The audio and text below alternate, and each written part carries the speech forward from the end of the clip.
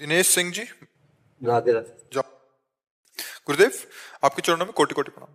गुरुदेव, मैं बहुत पापी इंसान हूँ। मुझे लगता है कि मुझसे पापी कोई इंसान होगा ही नहीं। महाराज जी, मुझसे इतने पाप हो चुके हैं कि मैं उन पापों को अपने मुख से वर्णन नहीं कर सकता। लेकिन जब से आपको सुनना प्रारंभ किया है, मेरे जीवन में अनेक बदलाव आए हैं। मैं पिछले नवंबर से आपको सुन रहा हूँ, तब से सारे नशों से मुक्ति मिल गई है। गुरुदेव, मैं बिना माला के प्रतिदिन श्री राम जी का भजन करता हूँ। ये पता नहीं कि कितना करता हूँ, पर जब से आपको सुना है तब से तीसरी बार वृंदावन आए। बस ये वासना अंदर से खत्म नहीं हो रही, इसका कोई उपाय? हो जाएगी, हो जाएगी।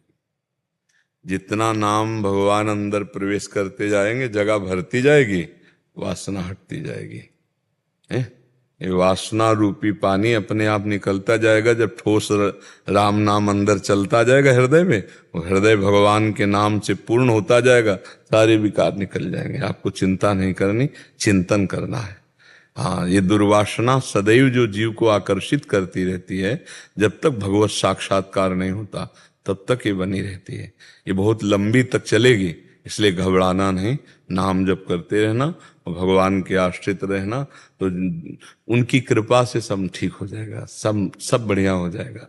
दुर्वासना हमको अब घसीट नहीं सकती, ये विश्वास करो। हम भगवान की शरण में हैं, भगवान की ये जब कभी दुर्वासना बढ़े, तत्काल ही ध्यान करो, मैं भगवान की शरण में। ए दुर्वासना, अब तू मुझे नष्ट नहीं कर सकती, क्योंकि मैं हरि शरणों, मैं भगवान की शरण में हूँ। और सीम की चाप सके को तासु, बड़ रखवार रमापति जासु।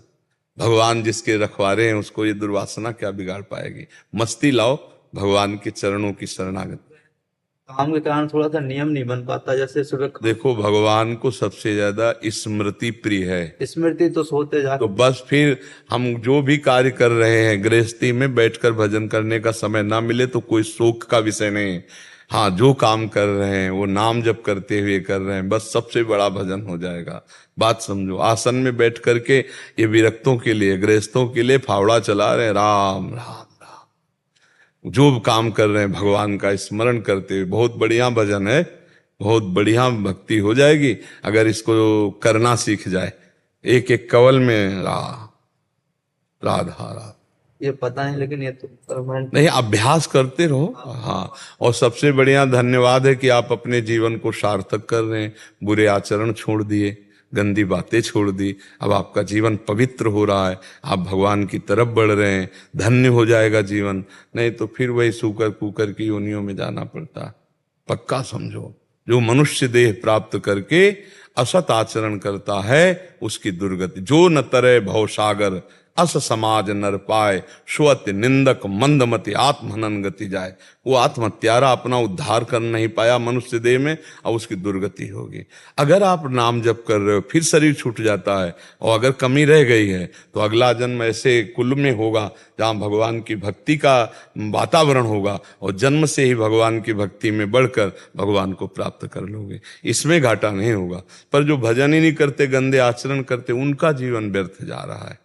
तो सत्संग उनके जीवन को सार्थक कर रहा है।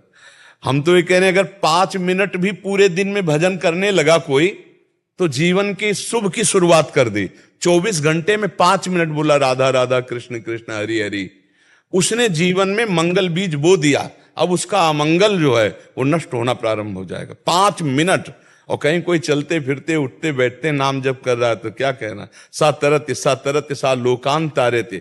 नाम जापक भक्त अपने आप को तार देता है, अपने परिवार को तार देता है, अपने कुल को तार देता है। और कह रहे हैं लोकान तार्यते, वो लोक के लोक को तार सकता है। मम भक्ति युक्तो भुवनम पुनातु, भुवन का भुवन पावन कर सकता है। इसलिए खूब भाव से नाम जप करते रहो, वासना की चिंता मत करो, उपासना में लगो, वासना अपने आप नष्ट हो जाएगी।